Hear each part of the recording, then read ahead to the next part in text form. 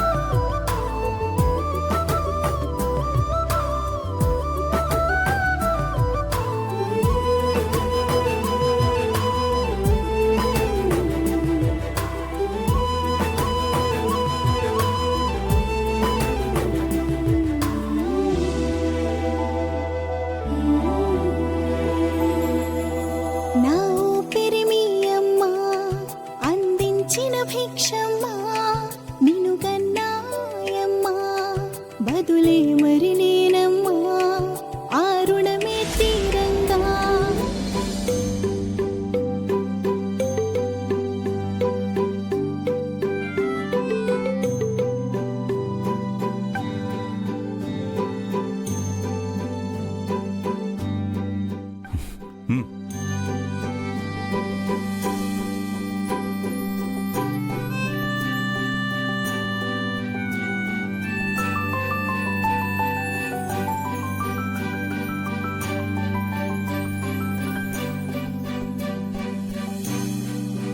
మీరేంటి సరేలా వచ్చారు?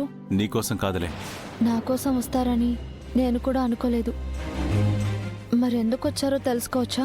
తెలుసుకోవాలన్న ఆరాటం నీకున్నా చెప్పాల్సిన అవసరం నాకు లేదు.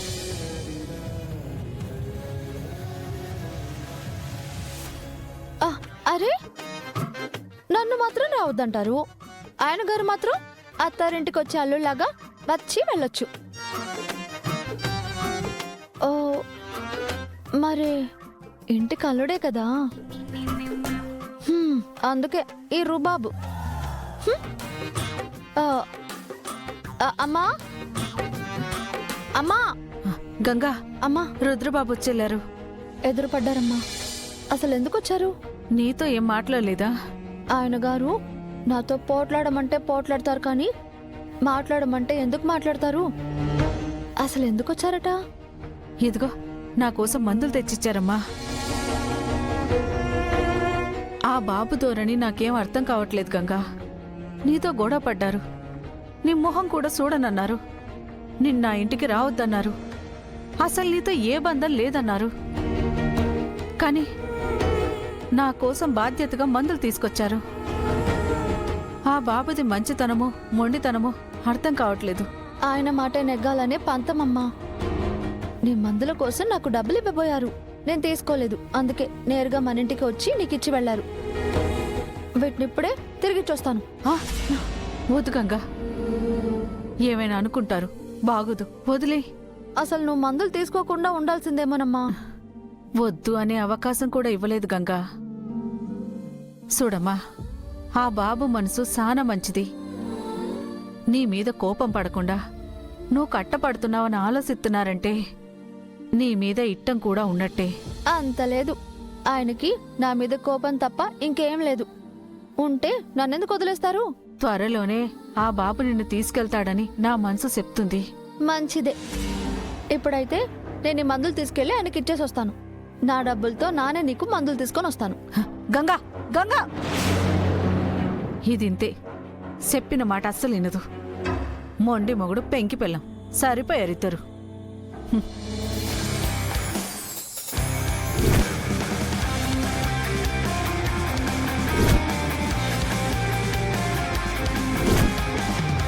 అరేంజ్మెంట్స్ అన్ని ఎలా ఉన్నాయి మావయ్య గారు? మీకేదైనా నచ్చలేదనిపించినా, ఏదైనా తక్కువైందనిపించినా వెంటనే చెప్పండి, నేను అరేంజ్ చేస్తాను. అక్కర్లేదు వీరు, ఏర్పాట్లన్నీ బాగున్నాయి. Good job. నీకేదైనా పని అప్పచెప్తే ఎంత శ్రద్ధగా చేస్తావో తెలుసు వీరు. నిజంగా మీ మావయ్య గారి పేరు, మర్యాద, గౌరవం కేవలం నీ వల్లే పెరుగుతున్నాయి. థ్యాంక్ యూ అత్తయ్య.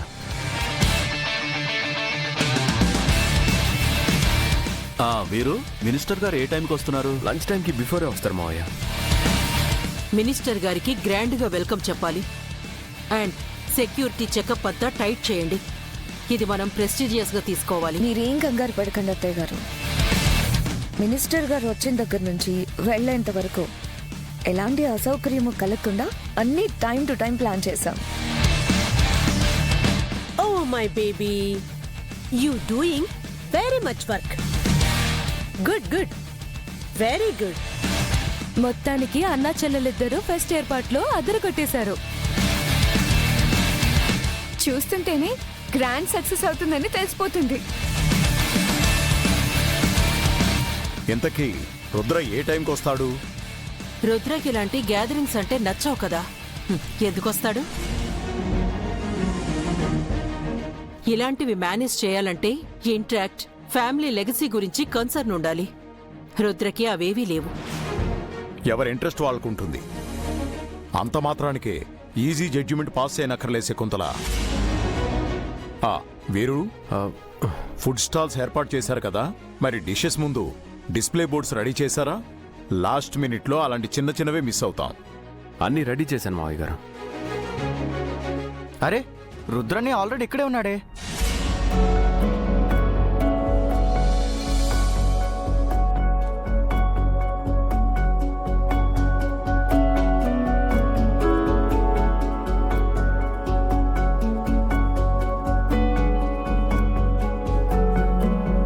మనకంటే ముందే వచ్చేసాడా?